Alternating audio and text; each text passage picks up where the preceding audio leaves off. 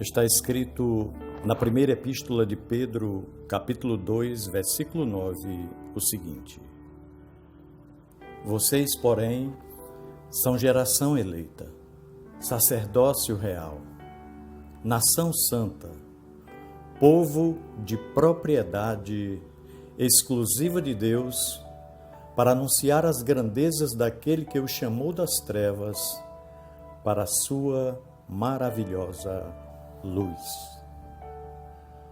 Meu irmão, minha irmã, nascemos, fomos criados e hoje vivemos em um mundo que nos diz o tempo todo e de várias formas que o grande desafio da vida é ter.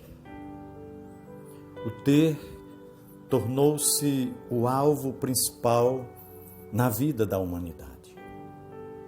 E isto é o que todos nós estamos buscando em quase tudo que fazemos, salvo alguma exceção. Queremos ser competentes, queremos ser capazes, queremos ser competitivos o bastante para ganhar o suficiente para podermos ter o bastante. Mas o que significa o bastante? Muitas vezes nós não paramos para pensar. Se é possível, mas por que não? Desconfio que, em média, quem tem menos busca mais a Deus, consagra-se mais a Deus, vai mais à casa de Deus, lembra-se mais de Deus. Talvez eu esteja equivocado, mas é minha desconfiança. Porém, não me interprete mal. Creio que ter importa e não precisamos aplicar a questão a uma condição excludente com relação ao ter e ao ser. Podemos ter e ser ao mesmo tempo. Podemos ser e ao mesmo tempo não tendo. Porque ter não é pecado. E diria que é importante e necessário para a nossa vida, para o nosso sustento. Realmente é uma bênção o ter e ter o bastante para não passar necessidades, para desfrutar conforto, para satisfazer os nossos desejos e para realizar algum sonho nosso. Mas é preciso cuidado, porque o ter pode nos desviar do ser. E o sentido da vida, o verdadeiro sentido, consiste no ser. Jamais devemos comprometer o ser pelo ter. O nosso desafio diário é ser. Por isso, nós não podemos nos distrair ao ponto de nos esquecermos desta verdade tão importante para a vida. Ao dizer aos cristãos, vocês são, o apóstolo Pedro está tocando exatamente nesta questão. Ele está encorajando aqueles irmãos e ele diz: vocês são povo de propriedade exclusiva de Deus. Vocês são geração eleita. Vocês são sacerdócio real, nação santa.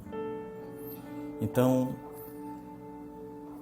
a maioria daqueles discípulos naquela época não tinham muito, e alguns deles quase nada. Mas eles eram por causa de Cristo. Em Cristo haviam sido perdoados, reconciliados e incluídos nos propósitos de Deus para a história. Outros rejeitavam a Cristo, mas eles haviam crido e isso mudava tudo. Outros consideravam Jesus uma farsa. Eles creram em Jesus como Salvador e, sobretudo, como Senhor de suas vidas. Eles cantavam em honra a Cristo e o serviam, cuidando de si mesmos e dos outros também. Eles se tornaram sinais do reino de Deus aqui na terra. Lendo hoje as palavras do apóstolo Pedro, devemos abraçar o desafio de viver a mesma identidade daqueles irmãos e daquelas irmãs do passado. Naquele tempo havia perseguição e a fé em Cristo era vista como uma traição e abandono das tradições familiares e culturais daquela época. Isso suscitava desprezo e muitas vezes despertava ira contra os cristãos. E o próprio Império Romano revelou-se o inimigo do caminho, como foi chamada a fé cristã por um bom tempo. Aqueles irmãos deveriam manter em mente exatamente que eles eram. O ser prevalecia sobre o ter. Já se passou muito tempo. Pelo menos para nós e para grande parte dos cristãos do mundo, o ambiente ao nosso redor não é mais uma ameaça. Nossos carros têm indicadores de nossa fé. Infelizmente, temos muitos livros e bíblias. Temos templos para escolher de todos os tipos, do mais simples ao mais suntuoso. Temos muitos cultos dos mais variados estilos. Se não quisermos ir, temos a internet para assistir de casa. Podemos participar ou assistir o culto de uma igreja do outro lado do mundo. Mas quem somos? E quem somos esclarece quem Deus é.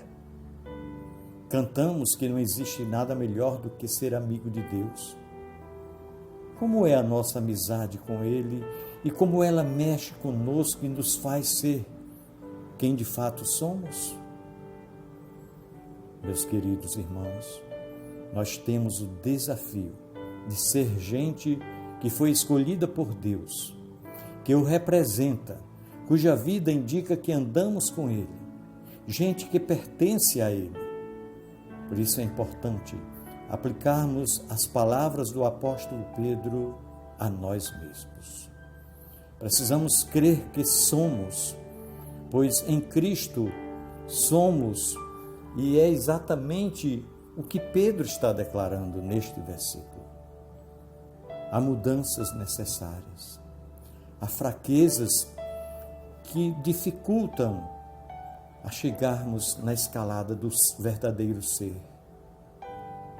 E muitas vezes faltam respostas, mas Deus sabe de tudo. Precisamos crer e uma vez mais, hoje, seja quem Cristo, pela morte na cruz, lhe deu o direito, nos dando o direito de ser. E que alguém hoje saiba quem Deus é por causa de quem nós somos. Pensemos nisso. No amor de Cristo. Amém.